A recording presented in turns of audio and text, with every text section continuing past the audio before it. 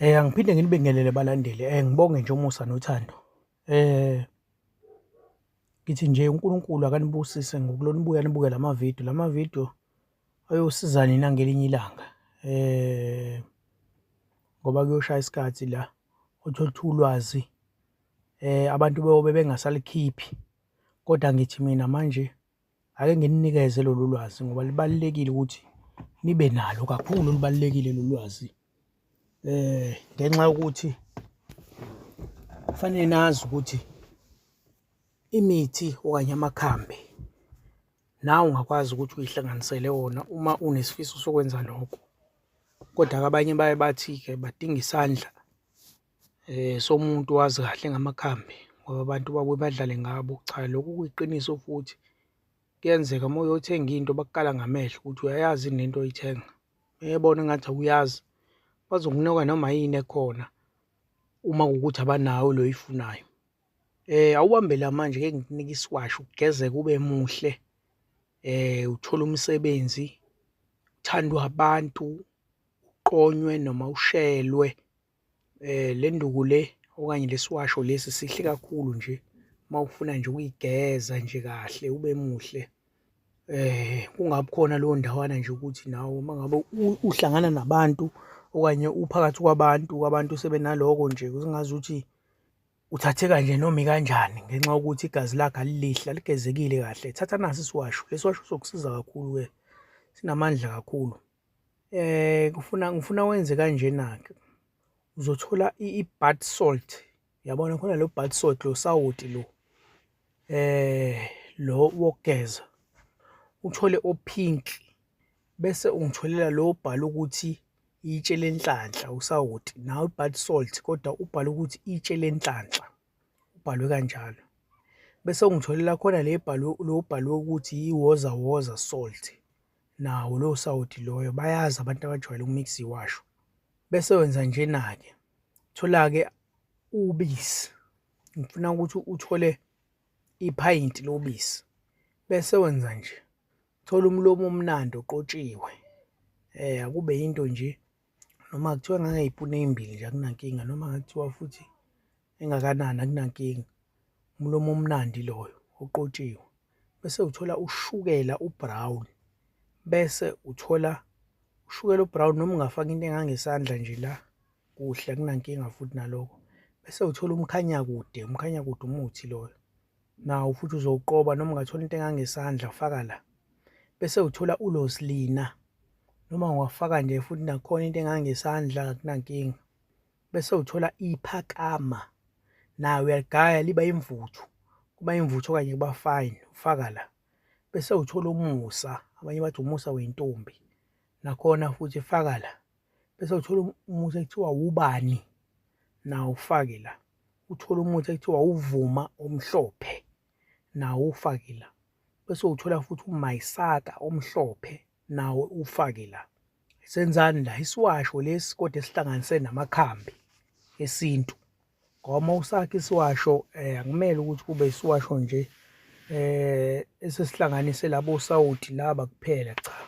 Kumele ukuthi sifake ney'hlahla ey'thize ezinye ozazi ukuthi ziyashesha ekutheni zenze le nto le osuke ufuna ukuyenza. Njengoba nje ngifaka ulosilina la, ngifaka unhlanhla emhlophe, ngifaka omusa, ubani, ngiyazi lowo mithi ukuthi imithi esheshayo ukuthi yenze lo msebenzi lo engifuna ukwenza njengamanje. Angithi ngithe ngifuna uthandeke, uqonywe, ushelwe emsebenzini nje, nanoma ikuphi la ohamba khona uthandeke nje, kungabi khona umuntu uzova nakhulume kabi nawe ngoba okugada lokunye uma uhlale uma uwumuntu noma kuthiwa uye kuphi noma kuthiwa usebhenki nje noma ngithi mhlampe mhlawumbe uyobhalisa into ethile.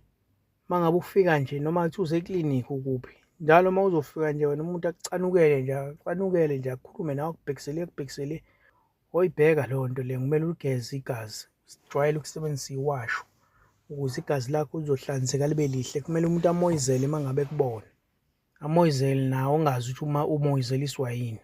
Thola-ke angithi bengigcine ngithe thola umayisaka omhlophe, thola-ke nelukuluku, uthole nesiqunga, uthole nekhathazo, ufaka khona la. Into ozoyenza-ke manje usuyayigula yonke le nto le iba fine, uyihlanganisa ndawonye. Uzokwenza kanjena-ke, ubilisa nje amanzi abile kwi-N yakho bese ukha nje noma ngabe iy'puni ey'mbili zalo muthi uyifake la kule N yakho, uyaqhuma-ke lapho. Kumele uhlale nje noma ngabe 20 minutes or 30 minutes uhleli uqhuma kuze kuphole wona umuthi.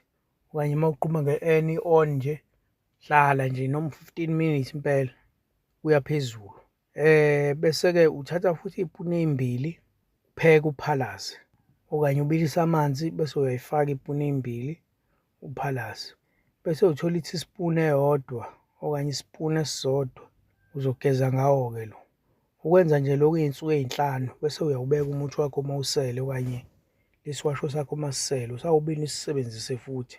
Ngoba uma uwumuntu ufanele uhlale uy'geze kungaze kuphele u-6 months ungakaze nje ugqume, ungafuthi ungenzi lutho nje. Kumele ube umuntu ohlale ufuthe uzikline nje. Ukwenze nje lokho iy'nsuku ey'nhlanu la impela uma uwumuntu othi cha mina abantu abangifuni awusashelwa, hhayi uzoyibonela. Okubalulekile ukuthi lesiwasho lesi mawusisebenzisa uyakhuluma njengayo yonke into ewumuthi oyisiwasho oyisebenzisayo. Ayikho into ovane nje uyithathe bese uyathula ewumuthi, cha, uyakhuluma nanoma yini, noma ngabe isiwasho noma ngabe umuthi. Uma uthathe lowo muthi nje walowo nto uyasho ukuthi ngicela ukuthi kwenzeke ukuthi nokuthi nokuthi nokuthi, uyawukhulumisa umuthi. Noma inini nje, noma ngabe umuthi wani, ngisho ngathi uyagcaba uyakhuluma futhi njalo nje uma usebenzisa into ewumuthi uyakhuluma. Hhayi, uzoyibonela wena-ke indlela izinto ey'zokwenzeka ngayo. Uzokhanya ube muhle uthandwe abantu. Ngithi uNkulunkulu anibusise aniphe amandla. Okunye-ke manje ngithi angikucacise ukuthi i-group lika-WhatsApp yalabantu laba abafuna iy'bhuku, cha, angisezoyiqala ngo-Agasti kodwa mhlampe sekuzoze kube uSepthemba ngoba nami khona engisakuhlela engisakulungisayo. I-group ngangithe ime kanje, ngangithe kulabantu abafuna iy'bhuku ngoba ibhuku liwu-10,000 lokulapha. Abanye abanawo lo 10,000 nje usikhulukuka okanye unjengoba unjalo uwukheshi. Ngase ngathi ngizovula i-group la ngizofaka khona abantu for isikhathi esingango-10 months. Umuntu uzokhipha 8,000 ngenyanga until kuze kuphele lo 10 months. Kuzobe kuney'mfundiso engizenzayo. Kuzoba nokuthi inyanga yokuqala sifunda lokhu, sizoqala nje kahle njengoba usucathulisa ingane ukuthi inyanga yokuqala sifunda for example mhlawumbe ake ngithi sifunda iwasho noma imbiza kanjalo kuye ngokunyukela kuyothi mhlawumbe uma ngabe sesivala sesikhipha imithi ngampela le ejulile le yokuthi ungavuthisa umuntu ey'hlalele kwakhe engabase emlilo ongekho lutho. Imithi enjengovutha, imithi yokubulala-ke ngisho njalo, ngiyaxolisa ukusho njalo kodwa sengishilo.